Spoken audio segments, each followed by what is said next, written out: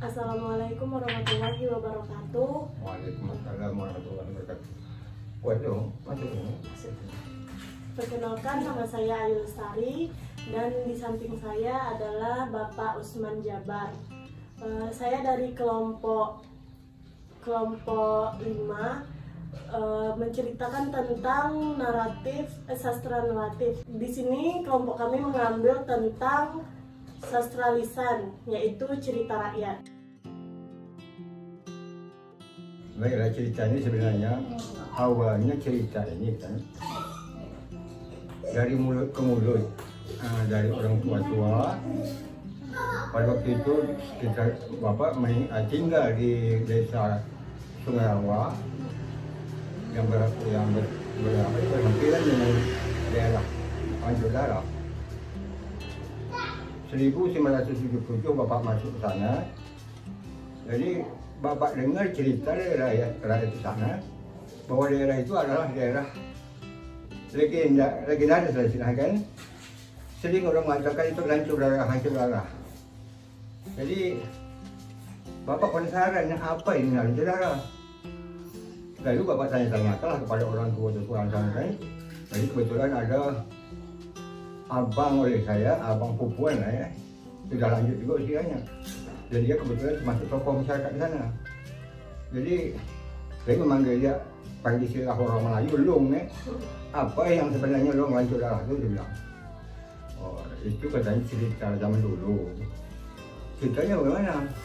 Maka jadi heboh kita hancur darah itu. Cerita itu di sana dulu, kata menurut cerita dari mulut. Peristiwa itu entah tahun berapa tidak tercatat dalam sejarah kan. Cuma bukti-bukti secara gaib apabila orang artinya tersasar di sana atau sesat dalam bahasa Melayu ini kan, itu dia dibawa ke alam itu, ke alam daerah hancur darah itu. Benar ada buktinya, bukti-bukti terjadinya terjadi tersebut di sana.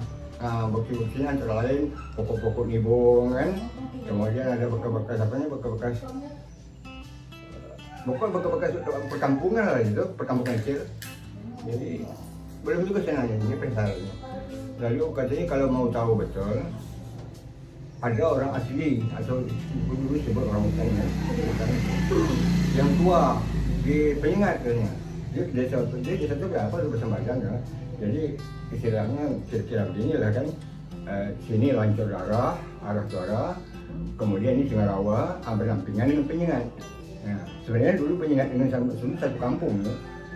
Misalnya kemudian pergilah saya ke rumah. Kebetulan jumpalah dengan orang tua dia. Umur juga dengan abang saya tadi. Umur sekitar 80-an ke atas lah. Lalu bapak tanya, apa sebenarnya cerita hancur darah itu, Pak? Namanya kalau saya bapak silap namanya Ahmad Piul. Jadi benar cerita, tapi cerita tak boleh diungkap. Kenapa? Cerita itu merupakan cerita tabu bagi kami suku asli. Ada bapak? Itulah kisah itu sepele, tetapi jadi pertumpahan darah katanya. Apa penyebab pertumpahan darah itu, Pak? Menurut cerita dari nenek moyang dulu kan, memperebutkan hati babi. Kok jadi begitu, Pak, sampai jadi pertumpahan darah? Begitulah sempitnya cara pemikiran orang-orang zaman dulu kan. Jadi lain-lain bapak apa lagi yang bisa masuk yang bisa dijadikan masukan untuk apa? Itu yang setahu sayanya katanya.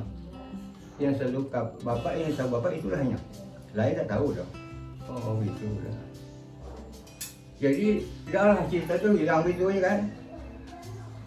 Tapi kalau cerita ni bapak fikir-fikir nama apa judulnya tu sedap ya. Kalau judul aja. Terus sumbernya itu tadi, sumbernya di situ dulu pernah pertumpahan darah antara suku yang namanya suku Anak Rawa kan, suku Anak Rawa merupakan cikal bakal suku asli sekarang. Jadi suku Anak Rawa itu tinggal sekelompok perkampungan di dalam hutan. Jadi bagaimana keadaan zaman hutan dulu tak bisa kita membayangkan. Jadi karena lancur darah itulah maka menarik perhatian bapak untuk mencoba menulis. Sebelumnya belum pernah menulis, coba menulis. Coba lah waktu itu bapak bisa apa tekniknya? Karena kebetulan itu waktu itu bapak suka sekali oleh para saya ke bapak. sebagai sekretaris desa kan, dari tahun 77 sampai 92 Bapak di sana. 94 pindah ke sini, ke Cikampek. Jadi pandai Bapak ngaji apa? Mengaji apa tu batang hari? Tak apa nanti mengaji, tak belajar kursus ya. Ajalah modalnya. Modalnya bawa cari lah kata kesaburan kan. Okey, kata saya ulung lagi kan. Bapak mulailah mengawalkan dengan kalimat ini tadi. Kalimat yang Bapak mulai dengan ini Bapak mulai sudah Bapak sudah menurut Bapak menurut Bapak agak sudah bukan baik belum, sempurna belum, tapi menurut Bapak ini dah menyaji dah mungkin kata Bapak kan. Dan Bapak susun lah huruf demi huruf, kata demi kata, kalimat demi kalimat, maka terjadilah buku ini.